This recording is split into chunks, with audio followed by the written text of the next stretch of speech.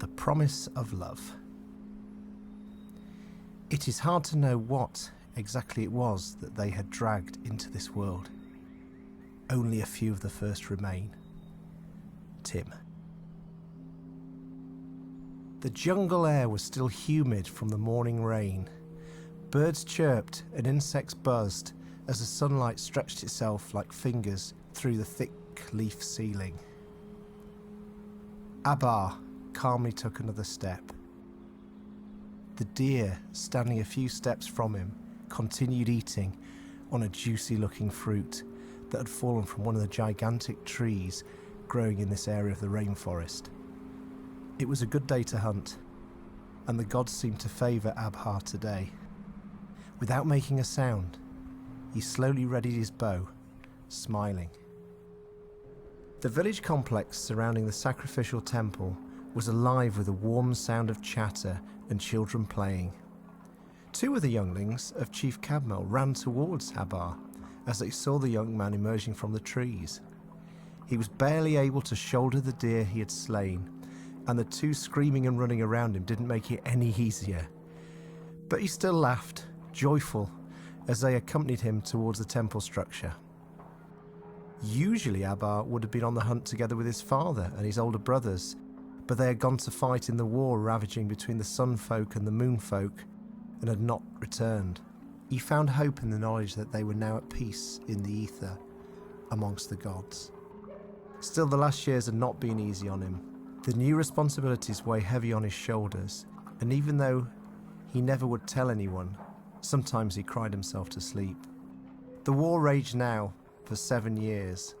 Both sides had suffered terrible losses, and only a few villages remained on either side. After delivering the deer to the priests and being blessed in a warrior ceremony by them, Abba wandered beyond the village border and vanished into the jungle. He still had a few hours until sunset, enough to deliver a message to someone he, under no circumstances, was allowed to contact. Careful not to be watched, he moved through the thin space between the tree giants that had been there long before him. Unknown to him, he would outlive them all. Finally, the young warrior arrived at a clearing, a single tree rising from its centre, leafless and visibly near the end of its life cycle. With a single jump, he catapulted himself into the higher branches, not even breaking a sweat doing so. The light was dim and hidden from curious eyes. There were messages scratched into the wooden surface with a thin stone. Dozens of messages him and Alma had exchanged over the months since their turning.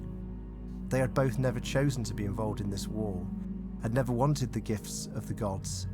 He sighed. They both had not yet understood that their destiny now was beyond their control.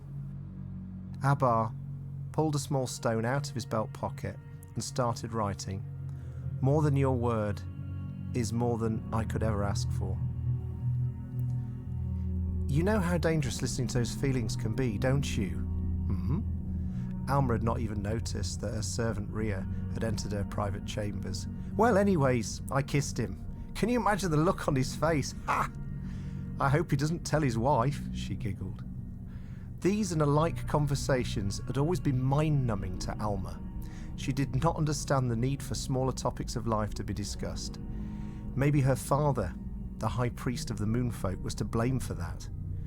Room for childhood and humour was nothing that had been tolerated by him, or her, until Abba, that one day, entered her life. He had conserved everything that she'd been taught to forget: spontaneity, positivity, and a childlike demeanour that had brought a glow back into her black eyes. They had been of a warm black-brown a few months ago. Now her eyes were nothing but black holes, swallowing light like flies. She had wept for hours when she'd first seen a reflection on a lake's surface a few days after the turning. It had happened to some of the chosen ones on both sides. Maybe the gods wanted the darkness of their creation to shine through, Alma thought bitterly, tucking a strain of her long hair behind her right ear.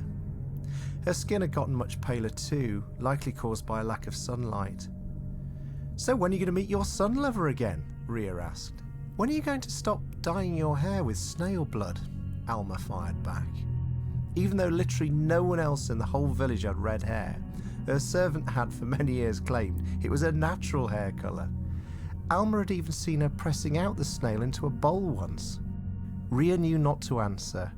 She was a strong woman. Knowing the greater good came first.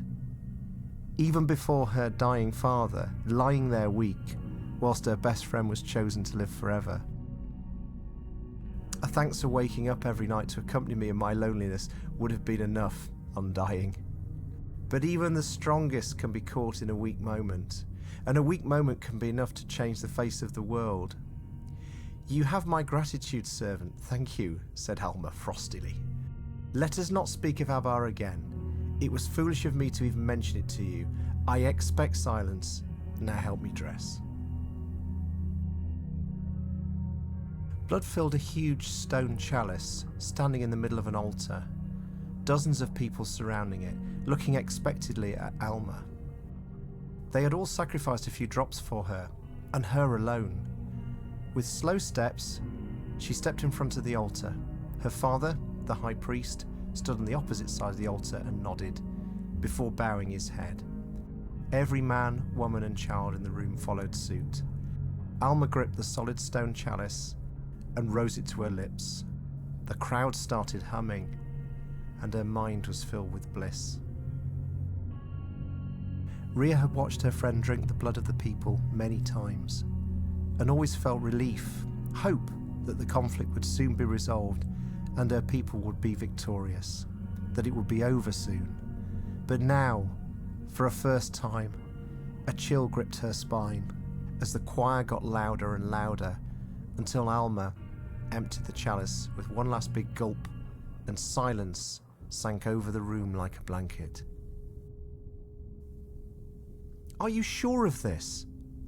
High Priest Edrich asked the young servant standing before him, the third or fourth time of asking.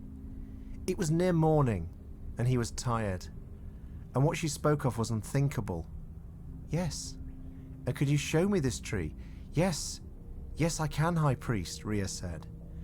The old man blinked, finally realizing implications made. Show it to me now. Abhar woke, smelling fire. His eyes sprang open. It was silent and cold. Completely buried in thick cloth and lying in a dark hut, it took a while for him to rise. Until then, flames already had reached the inside of his hut and started eating hungrily on the cloth surrounding him. On fire and screaming, he stepped outside the hut, only to be surrounded by a handful of soldiers with spears. Forever knight, said one of them, before throwing a spear towards Abhar. It would have hit his face, but he managed to duck and jumped towards the attacker, burying his sharp teeth deep into his opponent's neck. The moonlight that touched his now partly uncovered face burned like poison on his skin. Abhar could barely focus. The remaining soldiers started surrounding him and hacking with their spears into his chest and back. It took long until Abhar stopped moving. Just to be sure, they dragged his body into the remains of the burning hut and waited until it completely burned down, just like the rest of the village.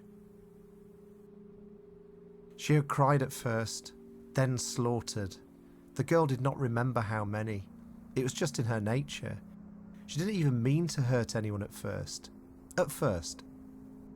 Alma had spared Rhea for the last. Her father had mumbled something about honour before dying. She'd laughed at that. Rhea had not even had one word left in her after all was done, before finally passing over to the ether too. Now it was silent. The moon had stood up there, flawless and round. Like a circle, Alma thought. She walked through what remained of her people's village, walked on, until she arrived at a long-dead tree, standing in the middle of an opening in the jungle. His tree, their tree. Using a small sharp stone, she carved, "You have my word," below Abhar's last message.